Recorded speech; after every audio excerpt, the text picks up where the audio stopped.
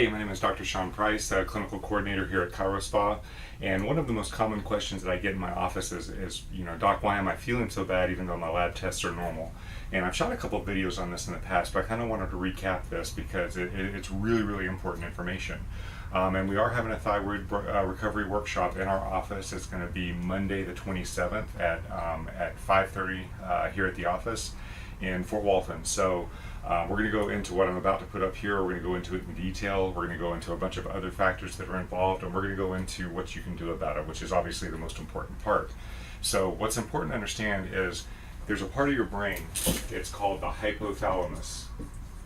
And what it does is it kind of regulates the environment of the body. So it picks up on what's going on in the body, and it regulates things like appetite, sexual desire, sleep-wake cycles.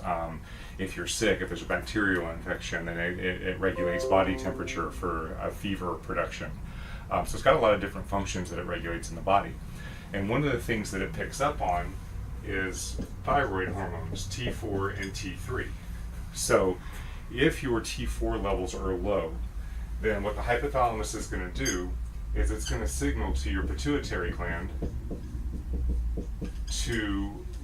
it's going to say to the pituitary gland, hey, we need more thyroid hormones, we need more T4.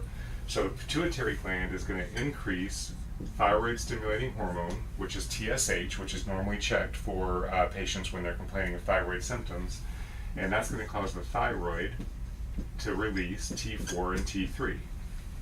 So if you go to the doctor and your doctor, you're complaining of decreased energy, depression, low libido, cold all the time, hair falling out, can't lose weight, all these different things that thyroid patients are suffering from. If you're experiencing those issues, then the doctor's probably going to run TSH. He may run a couple other tests, but he's going to probably run that thyroid stimulating hormone. And if that hormone is elevated, that's going to say there's low thyroid hormone. So that's when they would go in and put you on Synthroid or levothyroxine or Armour or Cytomel or one of these other medications. But usually it's going to be Synthroid is what they're going to start with. So they put you on Synthroid. Synthroid is synthetic T4.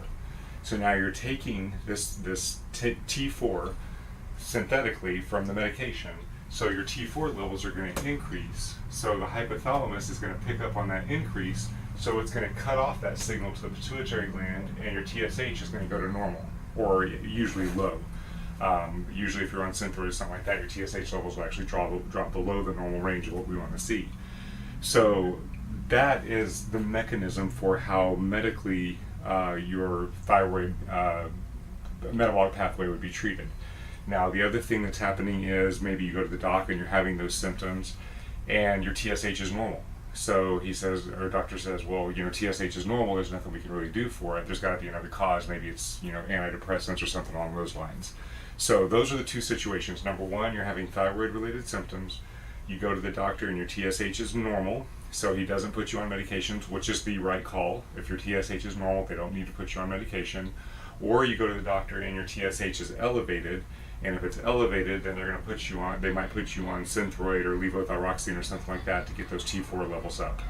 So the question is, if your TSH levels are now normal, whether it's with or without medication, then why are you still having symptoms? And this is one of the things that we address very, very deeply in our seminars and our workshops. This is what we address very deeply with our patients in our office. But here's the key. This T4, whether it's produced by your thyroid gland or whether it's given to you through medication, is inactive. T3 is the active form. That's what the body can use. So T3 is used by the cells, assuming you have all the nutrients there to get that T3 into the cell. T4 cannot be used by the cells. So whether it's produced by the thyroid gland or it's taken through Synthroid, it cannot be used by the cells. So it has to get onto thyroid binding globulin. Now, that's step one. What if it can't bind to thyroid binding globulin? What if your hormones are out of balance? What if your blood sugar is off? What if you have chronic inflammation? What if you have all these different factors that keep that T4 from binding to thyroid binding globulin? What if you have thyroid binding globulin antibodies? So if that step cannot happen, then that's a breakdown in the metabolic pathway, which I'm about to show you. But let's say it can get onto that thyroid binding globulin.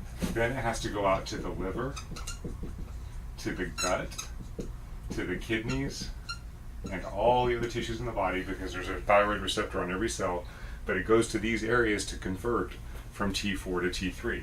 So it has to go through all of these processes to convert from T4 to T3. So if you have bloating, gas, digestive issues, your good bacteria is out of balance, you have gut-based issues, you have leaky gut syndrome, if you have all these digestive issues and the gut's not working right, you're not going to convert T4 to T3.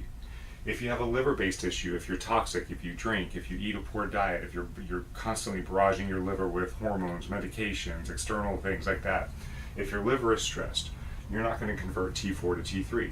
Same thing with the kidney, same things with all the other functions in the body. So if there are challenges here, you're not going to get that T3 on the back end.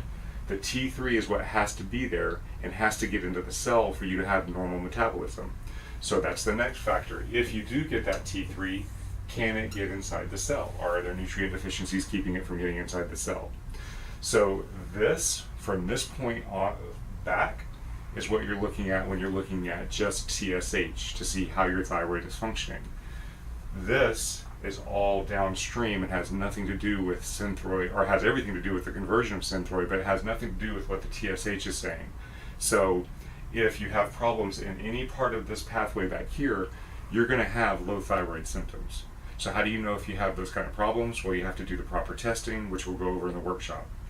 You have to look at the bodily functions with blood sugar, with adrenal glands, with hormones, with the liver, the gut, the kidneys, all these different things, which we'll go over in the workshop. All of these factors have to be explored to see if that's possibly the cause of what's going on with you. So I hope that makes sense. Come to the workshop. We'll be going into this into great detail. If you're hyperthyroid, it's the same metabolic pathway. It's just that there's some other factors that are going on that we can discuss in the workshop as well. So please, if you're hyperthyroid, feel free to come to the workshop. I'll be glad to address that with you. Just let me know that you're there so I'll make sure to talk about that. Okay, hope this makes sense. Hope to see you at the workshop. That's going to be Monday, March 27th in the Fort Walton Beach office. You can call the number on the screen. It's 659-6114 to register. We only have 15 spots available. We do this in our office and we have a lecture room, but we can only hold 15 people. So call that number, 659-6114. That is a 24-hour recorded registration line, so your phone call and your message will be time-stamped. All right, hope to see you there. Have a great day.